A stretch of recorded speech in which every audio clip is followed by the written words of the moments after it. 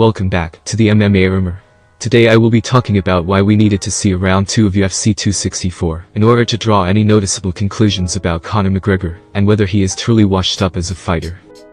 The third bout between Conor and Dustin saw Conor return to a truly mixed martial arts style, flowing between a karate, boxing, and even Muay Thai style, as well as switch to an orthodox stance. This renaissance in his style came after his somewhat one-dimensional performance at UFC 257.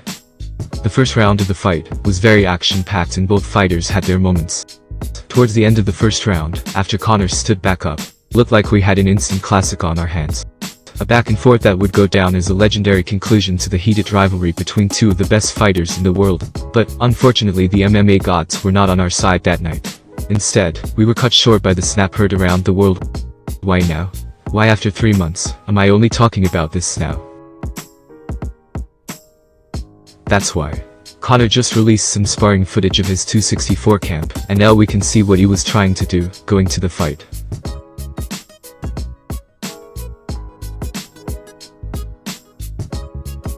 Many people have been chanting online about how we need Karate Conor back, and the old Conor, and many people believe this is the form Conor showed up in. But it's not. Conor showed up in a truly mixed style, effortlessly flowing between a karate, boxing, and Muay Thai style. He did this to address the issues he had in the second fight. Many casuals and even hardcores have been repeating this narrative, but don't understand why. In essence, every style has its pros and cons. And to merely say he needed this style and that style is very single-minded. I'm going to do my best to explain why he fought the way he did. Conor showed up with a very kick-heavy attack. He needed this to be able to attack Dustin at range. Dustin is a great boxer, particularly in the mid-boxing range. Conor is also a great boxer, but his boxing style is better when he and his opponents are in opposite stances. When boxing, Conor uses the lead hand trap to neutralize the jab and lead hook. He does this, it bait out the backhand, so he can counter the opponent. When in the same stance, Conor likes to slip on the inside and land the left hand.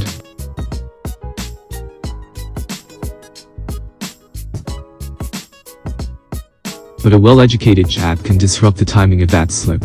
In the second fight, which was mostly in boxing range, Dustin landed jabs at will. This is why it was important for Conor to use his kicks on Dustin.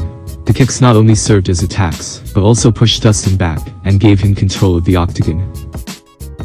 He mostly used leg kicks, teeps, and spinning back kicks. The teep is one of the most effective weapons in Muay Thai. It greatly disrupts the opponent, as it pushes you back and takes the air out of your body. Conor uses this as a defensive and an offensive weapon. Straight after UFC 257 we saw Conor experimenting in a Muay Thai style. The Thais are known for their leg kicks, which Conor fell victim to in the previous fight.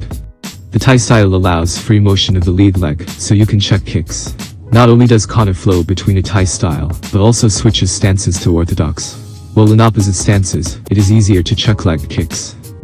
Fighters who use a more bladed style can just turn their leg at a slight angle to check it. This is why Conor rarely gets leg kicked. He almost always fought orthodox fighters. Changing between stances allows Conor to get back the boxing advantage. He can now use the lead hand trap and use side kicks to the knee and body. The stance switch also opens up the body kick. This emphasis on attacking Dustin's legs comes from the fact that Dustin is heavy of his left leg because of his boxing style.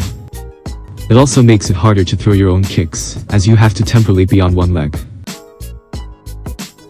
Conor has also shown an increase in elbows. After Conor catches the kick, he gets to the cage and throws elbows. In the second fight Conor caught the kick, and did the same thing, but went to his boxing. This left him open to be countered. The elbows allow you to be tight and defensively sound.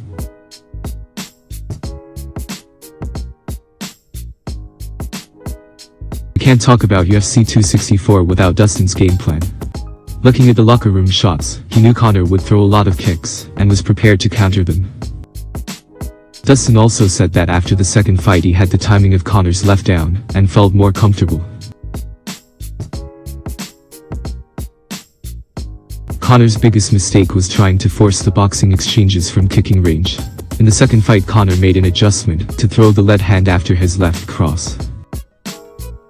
But in the third fight, Conor throws this combination from kicking range. This also gave Dustin the opportunity to counter him, as Conor forced the boxing exchanges. Dustin lands Conor's counter on him by slipping to the inside and landing your own cross. Here Dustin starts to get into his signature rhythm while backing Conor up. In their previous fight, Conor gets knocked out from this position. This is due to Dustin throwing looping combinations, which block whatever side you try and move into. Conor's mistake was trying to slip and counter, but he ended up getting KO'd.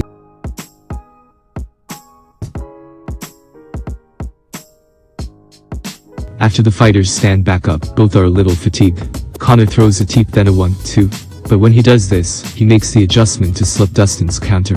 Although both punches don't land, this shows Conor was adjusting. Earlier in the fight, Conor throws a hard 1-2, which Dustin slips. But then 40 seconds later throws the same combination, but times where Dustin moves his head. Dustin admitted this rattled him. My point is that both fighters were only getting started, and the second round would have been very telling. Hopefully I could inform you on the high-level chess match that happens. I don't think Conor is washed up, but only got bested by one of the best fighters on the planet. The skill level is still there, but how will he return?